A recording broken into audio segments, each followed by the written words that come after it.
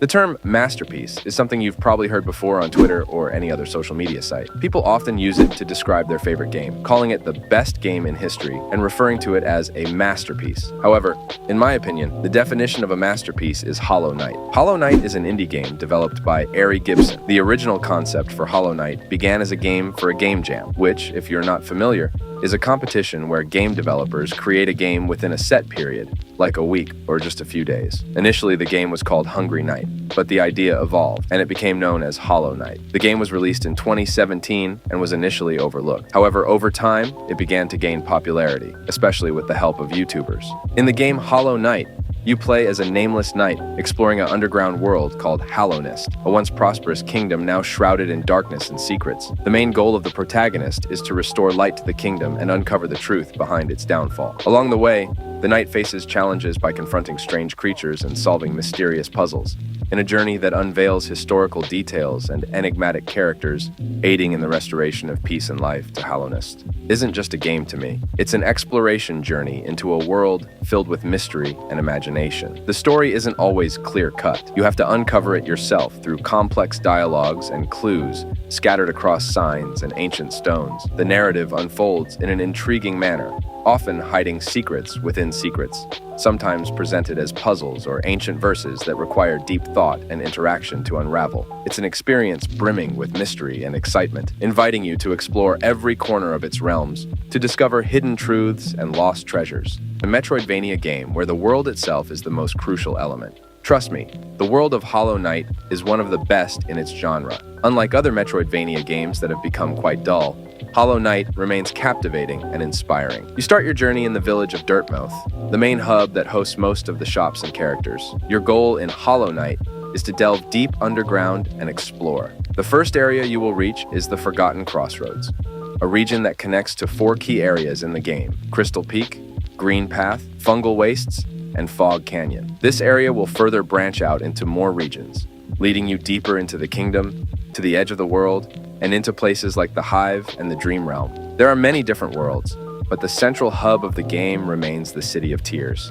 This city is the most important location in the game, around which most of the events revolve. Now, let's talk about the visual aspect of Hollow Knight. The game's visuals are stunning, with dark tones blending seamlessly with intricate details to create an enchanting and compelling world to explore. Each area is unique in its design and color palette, making every visit to a new location a distinctive visual experience. Often, games with interconnected worlds suffer from a lack of variety and end up feeling quite similar.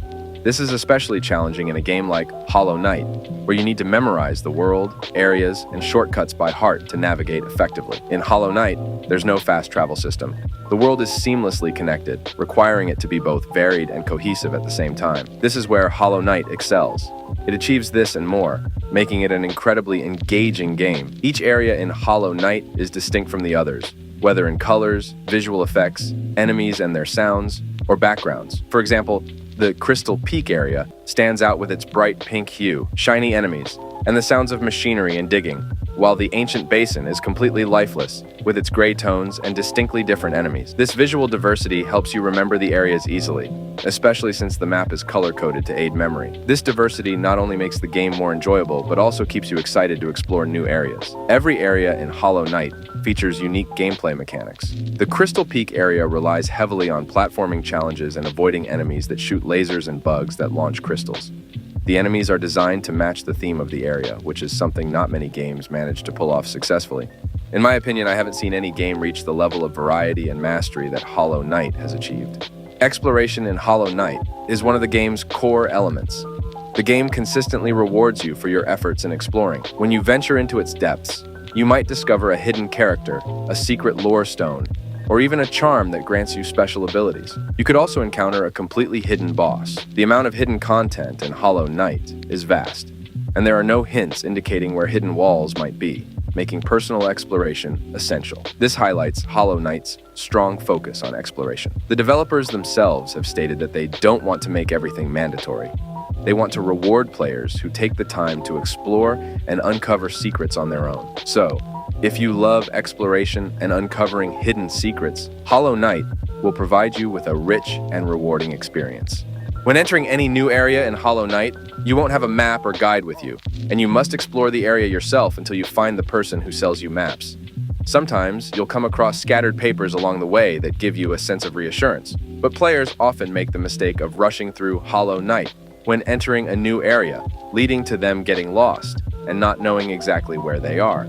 The main purpose of the map in Hollow Knight is to clarify the places you have explored or left behind. When you purchase a quill from Cornifer's wife, you can update the map when you sit on any bench.